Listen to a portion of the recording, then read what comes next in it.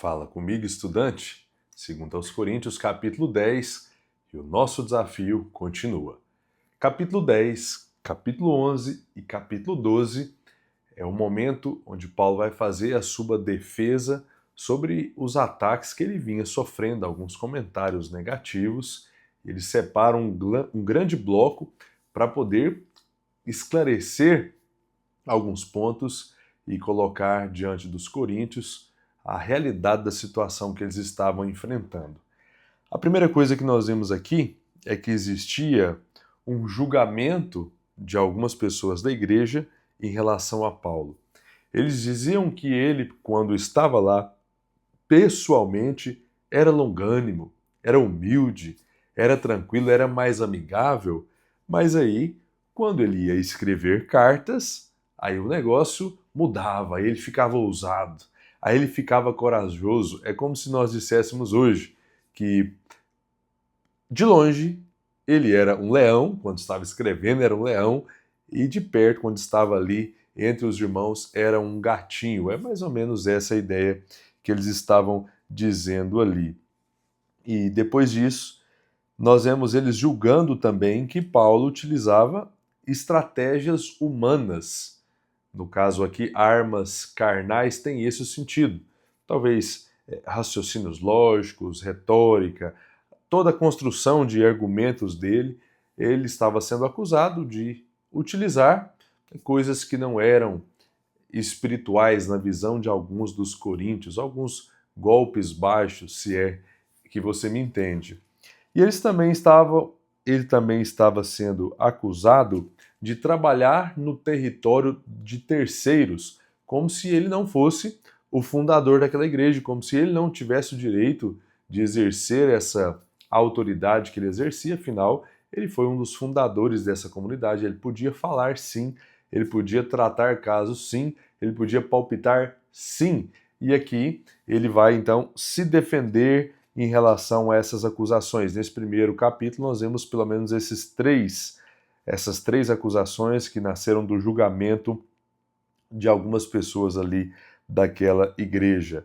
E aí Paulo começa dizendo então, olha, eu não estou fora da minha esfera de ação, não estou fora da minha área de atuação.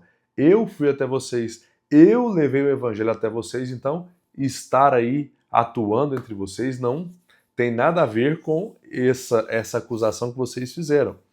Nós não estamos invadindo a esfera de ação, o território de outras pessoas. Pelo contrário, vocês são filhos do meu ministério. Eu fui até vocês, eu preguei, por isso vocês creram. Ele diz, olha, vocês estão dizendo que quando eu estou longe, eu fico mais corajoso? Vamos falar sério agora? Se for necessário, eu serei ousado pessoalmente. Eu serei corajoso pessoalmente. Vai existir punição e disciplina para todo tipo de atitude, para todo tipo de pessoa. Eu não queria chegar a esse ponto, eu estou falando amorosamente, com paciência, com longanimidade, mas talvez vocês vão, a minha impressão que fica é que vocês querem me obrigar a ser ousado e a tratar vocês com um pouco mais de rigor. Então, se for preciso, podem ficar tranquilos que eu vou fazer isso. E ele diz, em terceiro, que não estou usando estratégias humanas. Estamos falando através da direção do Espírito Santo, utilizando os meios de graça para que vocês sejam fortalecidos e mais pessoas venham até a salvação.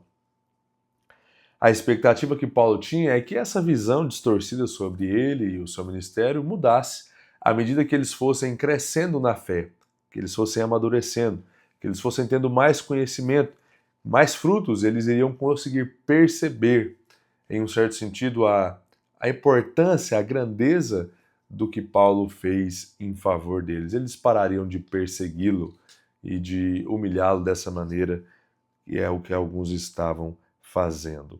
Ele tinha a expectativa de ir além dos coríntios, ele diz, aí é a nossa esfera de ação e nós vamos mais adiante para que a gente não